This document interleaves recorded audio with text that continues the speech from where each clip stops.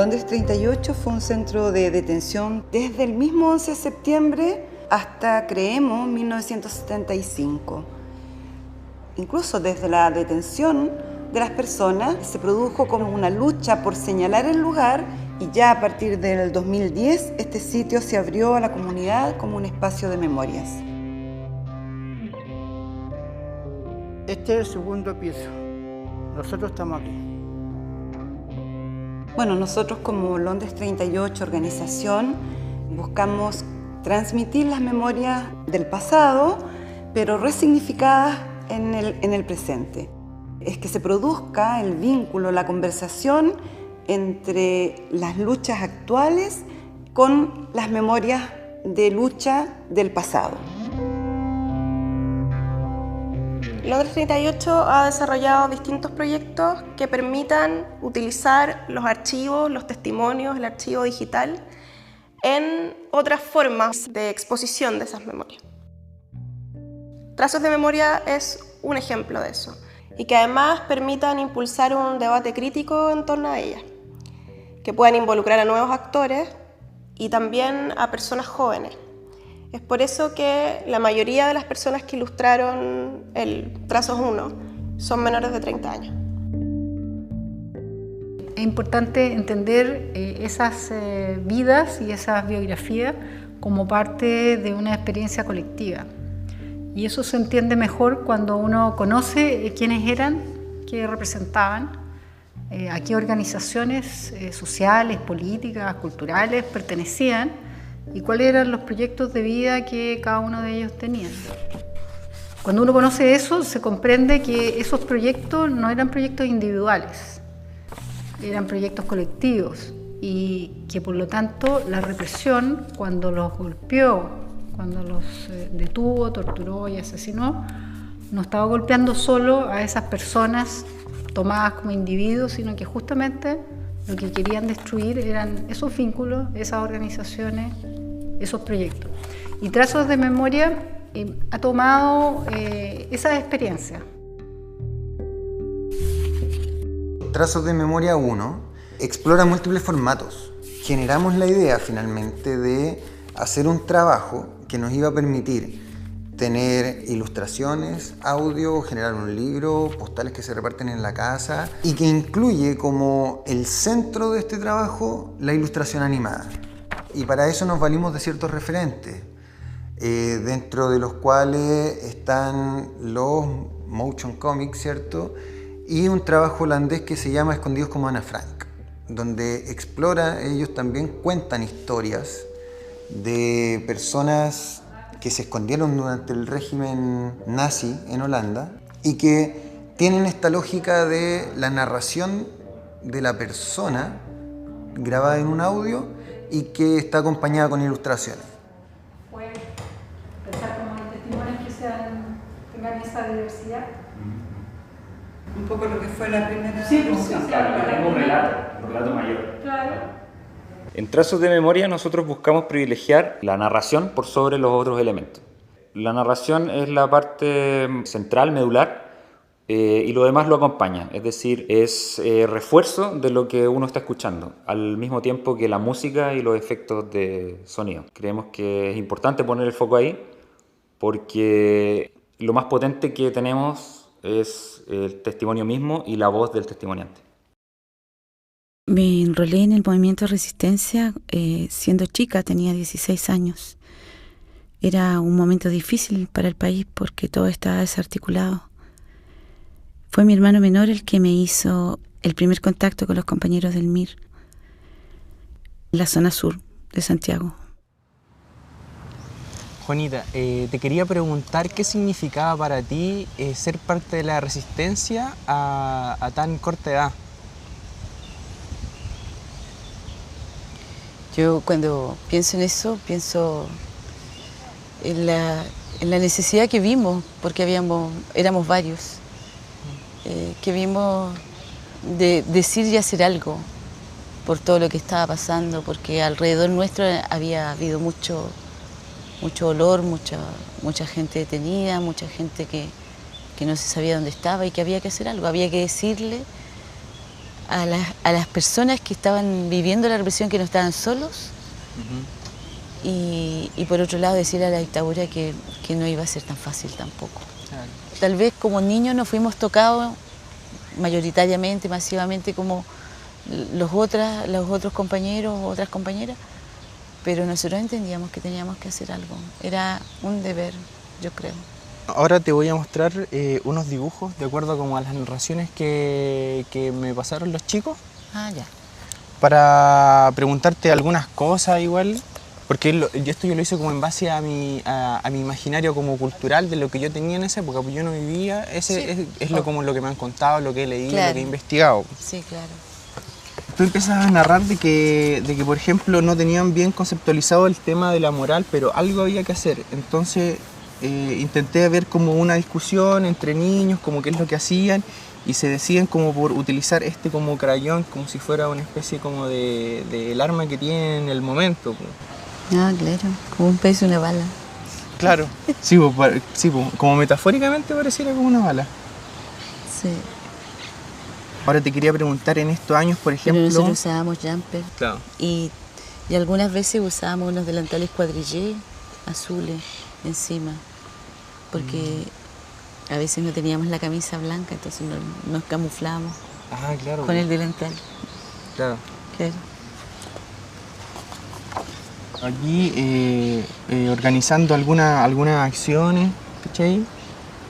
Por lo que dice en el texto de cuando ustedes iban a hacer los murales.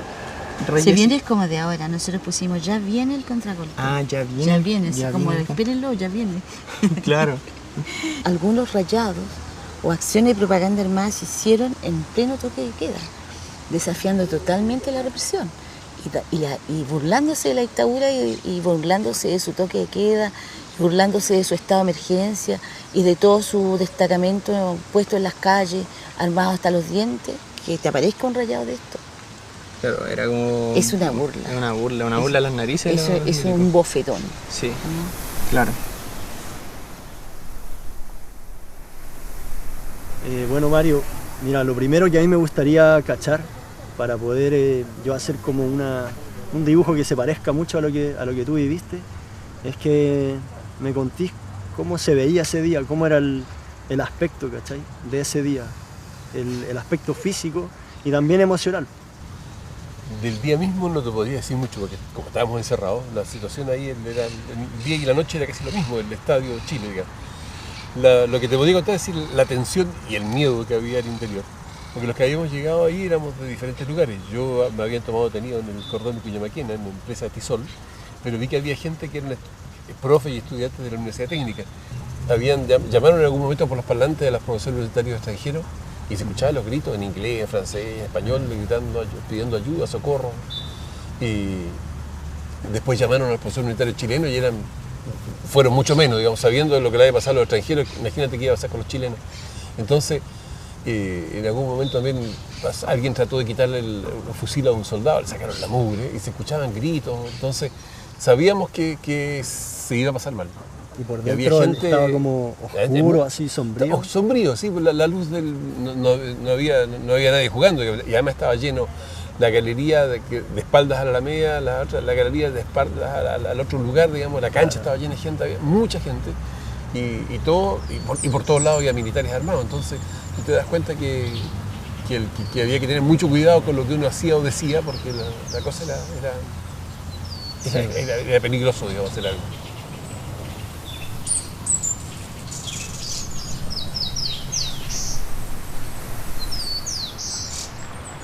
Me pasaron el texto que editaron a partir de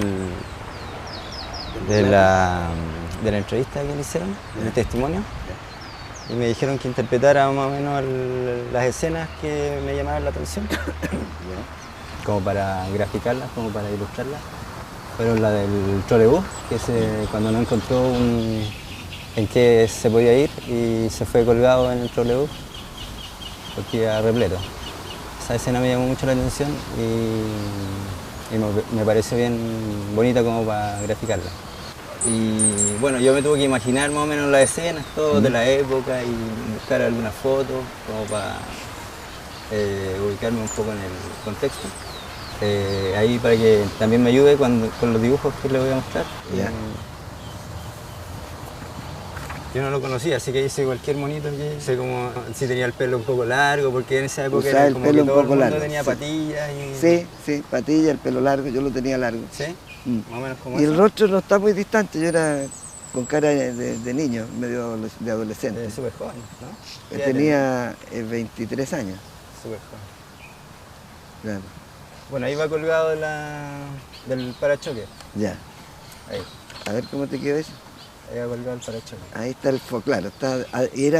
Y así, pues uno iba, como yo iba, era adelante, mirando el chofer casi. ¿Sí? Al lado izquierdo justamente, no al lado del chofer, porque si no me habrían sacado. Pero yo iba parado mirando los que estaban adentro. ¿Y era permitido irse así? No, pero es que el escenario de Cava, imagínate que en la esquina yo estaba en Chacabuco con Matucana, más o menos. Chacabuco, Matucana, ahí en la calle Compañía, Chacabuco, Matucana. Estaba lleno de gente que quería ir a alguna parte. Una al trabajo, los despistados, y otros venían de vuelta hacia las casas. Entonces todos querían subirse a algún medio de transporte. Y lo que pasó, lo único que recuerdo en mi memoria que pasó es ese trole que le caímos todos, ¿te fijas? Y el gallo del trole siguió nomás. Nadie discute mucho en un escenario. Que se notaba caótico, en la gente silenciosa, ¿me entiendes? Y apurada, y preocupada, con rostros todos comprimidos, ¿te fijas? Y no había mucha locomoción también, supongo. Y no había. Yo esperé un rato y vi eso y me encaramé. Sí. Ahora era tal el caos del escenario que tampoco fue algo que en mi recuerdo yo me hubiera tenido mucho cuidado, digamos. Había una decisión detrás, que era como bien una determinación. Claro, y estaba la cagada en Chile, eso es lo que sentía, ¿te fijas?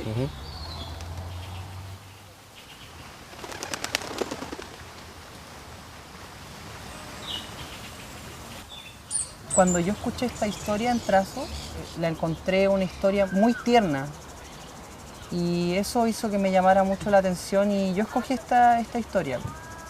Me interesó saber de ti, de qué se trataba, que tú me contaras un poco de cómo había sido esto fuera de esta cápsula, la verdad. Y eso, escucharte a ti, cómo había sido este momento. Es loco que a ti te haya parecido como la más tierna, lo entiendo, porque me imagino que en el contexto pero para mí esta historia es lo más gráfico de lo fuerte que fue justamente la historia, como que todo el resto es pura infancia normal.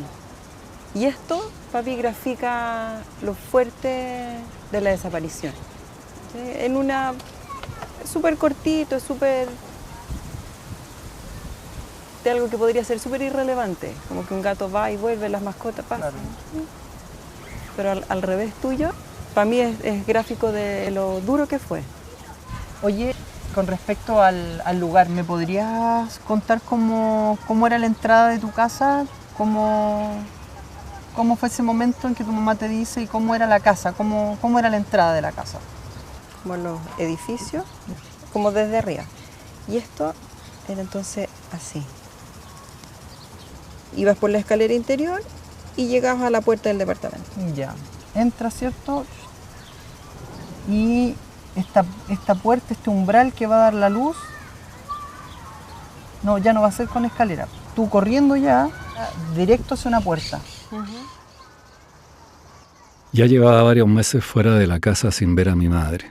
Entonces se me ocurrió la mala idea de ir a ver a mi familia y en la casa estaban esperando que yo llegara.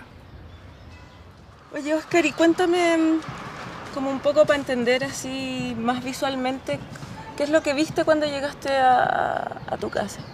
En el minuto que decidiste ir y estar ahí, ¿a cuánta distancia estaba? Y ponte tú, ¿cómo empezaste a cachar que apareció esta gente?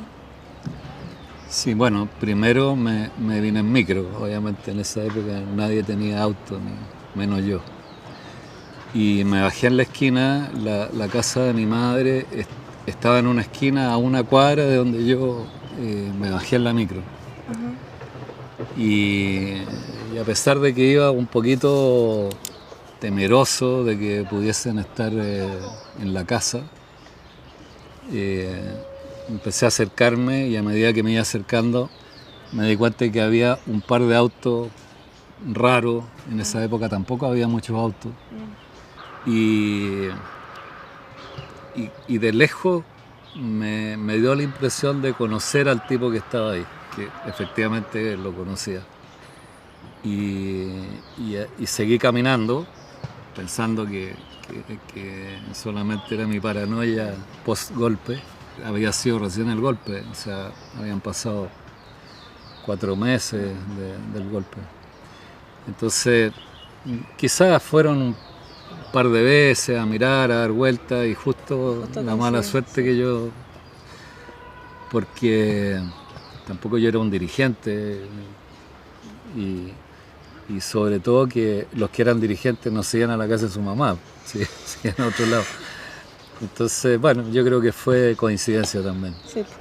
¿Y qué sentiste en el minuto en que te tomaron?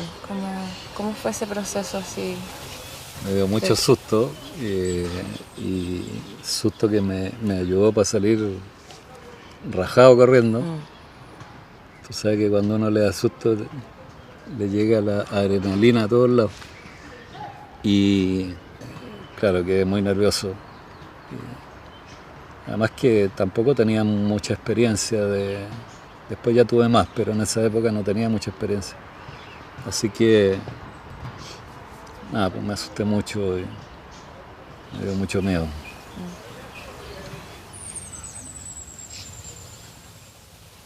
El fondo donde nosotros vivíamos no era tan bueno. Y entonces dijimos un día, tomémonos al fondo para que las cosas se arreglaran.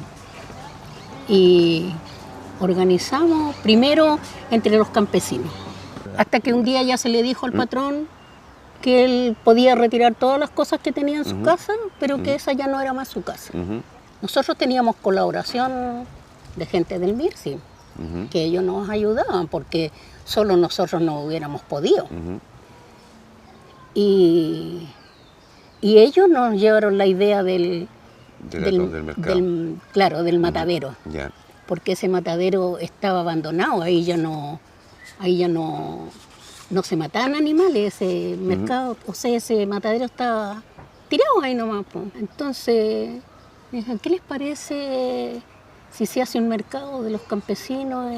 Y a nosotros nos gustó la idea, porque era bueno para nosotros como campesinos vender las verduras directamente al consumidor. Claro. Y era bueno para el consumidor también. Claro. Y no que fuera gente en carretones que compraban, después la llevaban a La Vega y la gente tenía que ir a La Vega a comprar y ya era más caro. Entonces nosotros hacíamos las reuniones a veces acá en Perlac, en una fábrica de conserva que había en Maipú. Ahí hacíamos las reuniones nosotros. Y bueno, y nos dijeron un día ya, tal día va a ser la toma del matadero. Nosotros sabíamos el día, pero no sabíamos la hora. Recuerdo que ese día llovía, pero llovía de una manera... No sé por qué era invierno. Invierno, fue me parece que fue como el 19 de junio. Me parece que fue como el 19 de junio. Y partimos, pues. Y a todo esto ahí nosotros nos habíamos tomado un bus y un camión.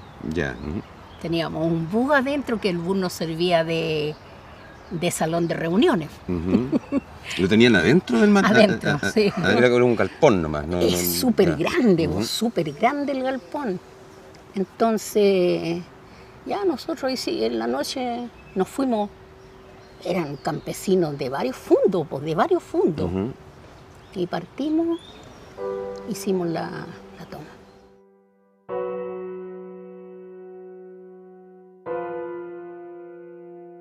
Nosotros como Londres 38 aspiramos a poder contribuir en la construcción de una sociedad que reconoce el derecho de todos los grupos sociales, en particular los más oprimidos, marginalizados e invisibilizados, para participar, disputar y proponer nuevas formas de convivencia social, que garanticen los derechos fundamentales de todos, los derechos políticos, económicos, sociales y culturales. Esto como condición de posibilidad de un no más al terrorismo de Estado.